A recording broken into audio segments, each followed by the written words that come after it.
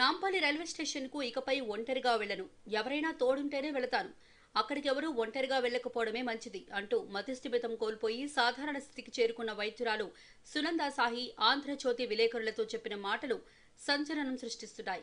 Nampally railway స్టేషన్లో ఏ పరిస్థితిలో దొరికింది, అక్కడ ఏం జరిగి ఉంటుందో తెలుసుకోవడానికి విలేకరులు ప్రయత్నించగా కన్నీటి పర్యంతమవుతూ ఆమె ఈ విధంగా వ్యాఖ్యానించారు. దీంతో అక్కడ ఏం జరిగి ఉంటుందనేది మిస్టరీగా మారింది. మతిస్థిమితం కోల్పోయి కస్తూర్బా గాంధీ ఆశ్రమంలో చికిత్స తీసుకున్న డాక్టర్ సునందను Cyberabad she teams DCP Anasuya, Kasturba trust ఆశ్రమం ఇన్ఛార్జ్ పద్మావతి కలిసి ఆమె మేనత్తకు మంగళవారం అప్పగించారు. ఈ సందర్భంగా ఏర్పాటు చేసిన విలేకరుల సమావేశంలో కేసుకు సంబంధించిన వివరాలు తెలియజేశారు.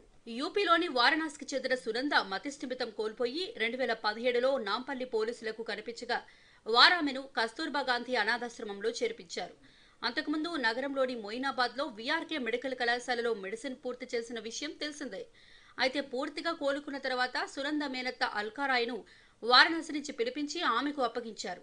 సునంద తప్పిపోయిన ఘటనపై వారణాసి ఠాణాలో ఫిర్యాదు చేశామని, వారణాసి, హైదరాబాద్లోనూ వెతికామని సునంద మేనత్త తెలిపారు.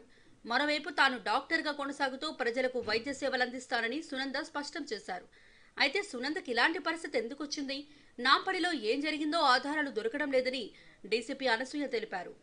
ఏదైనా ఆధారం దొరికితే విచారణ చేపడతామన్నారు. కాగా సునందను మెంటల్ ఆసుపత్రికి తరలించేందుకు ప్రయత్నించగా ఒప్పుకోలేదని ఆశ్రమం ఇన్ఛార్జ్ పద్మావతి తెలిపారు. డీసీపీ అనసూయ చొరవతోనే ఆమెను కుటుంబ సభ్యులకు అప్పగించగలిగినట్లు పేర్కొన్నారు.